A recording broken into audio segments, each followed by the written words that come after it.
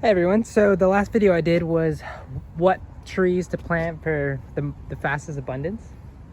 So I figured I'd do vegetables next. These aren't going to be in any particular order again. And most of these are going to be perennials or self-seeding. So first off, I'm going to start off with longevity spinach. This is one single plant. If you plant it in the right zone, also, I'd like to mention it's for my zone specifically.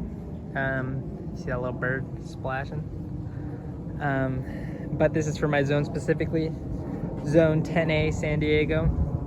So obviously it might not work in your area, but this is what grows prolifically for me. So longevity spinach, this is a spinach substitute. When they get older, the leaves are a lot hardier. But when they're small, their tender growth is very soft and like almost velvety. Tastes really good, especially when you cook it. I don't really eat it raw that often, but that's number one. Number two is nasturtiums. These things just self-seed like crazy. I threw some seeds in here. I literally threw some seeds in here, and they popped up by themselves every year now. They're kind of just like an addition into salads or when you cook stuff, because the flavor is really strong. It's kind of almost peppery, but it's a good addition, and it grows really fast and it flowers, so it's a good pollinator. The third one, this is called chaya or tree spinach. I started from some cuttings that I got online, and these are probably the easiest plants to propagate. You basically just you literally just take off a branch and throw it in sand or in the ground and it'll grow. But you have to cook this vegetable. It does have I think it's called folic acid, but you cook it out and then you can eat it. This next one is lemongrass, which is an herb, I guess, or a grass. It got squished by a banana that fell over, but they grow really easily, propagate really easily. You could just take out a piece from the ground, throw it in the ground with some roots, and it'll take off. This next one is New Zealand spinach. So it's also like longevity spinach, a perennial, but it does die back during the summer when it's like really hot, unless you're watering it like consistently. But if you're not, it'll just come back by itself. Since we're in the main garden, I'm kind of just gonna go in order. Green onions come back really easily. They'll just keep splitting and propagating.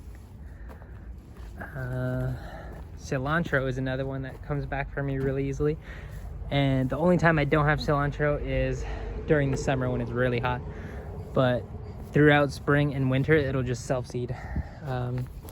Same thing with celery. Celery just self-seeds really easily. This is I think the pink variety, but it doesn't get pink until later on. Any variety of tree collars grows really fast and really easy to propagate.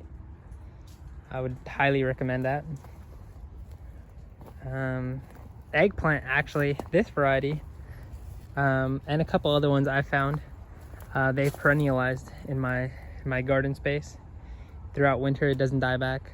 It'll just keep growing. The same thing with my tomatoes in the back. I have a lot of like just self-seeding tomatoes everywhere. You can see more celery. Yeah, I let all my plants pretty much go to flower and seed for the bees, and just letting everything try and self-seed. Swiss chard is another one that I like to spread out everywhere. I have all kinds of different varieties in there. They clump up, they'll self-seed, spread out. I just kind of just spread them out everywhere and they just keep coming back. And then with my broccoli, you actually don't have to like take the plant out after it's given a broccoli. You can just cut the broccoli at the head, at the bottom of the head, and it'll just keep sprouting out little heads. I do like sometimes miss them and they'll just go to seed, kind of like this one. But you can also do that with broccolini. I miss these three, but it's because these are just new additions from last season. This is a Bele tree. It's supposed to be a perennial lettuce substitute. This one, it doesn't look that hot. This is my second time trying it, and this time it actually survived. And it's katuk, but you can see it's still green, so I'm pretty sure it'll come back now that it's starting to warm up. And then this one is culantro, so it'll be my cilantro substitute, even though I'm still gonna be growing cilantro. Yeah.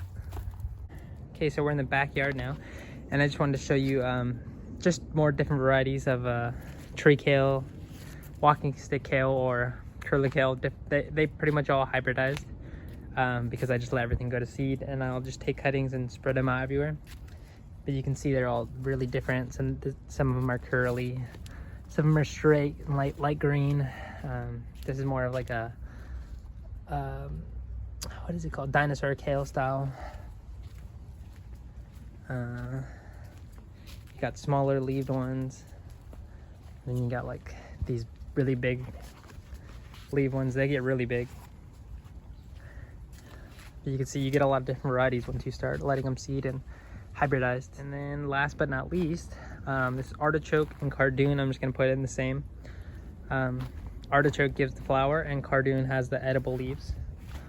But you could also like just let your artichoke go to seed if you don't want to eat that many, because they're very prolific, and they kind of just spread their seeds by themselves. But if you don't disturb their root ball underneath, they'll just come back from that same area, and you can propagate them that way. But that's it for the list of what to grow in terms of vegetables for the most abundance. And I'll catch you guys next time on the next video.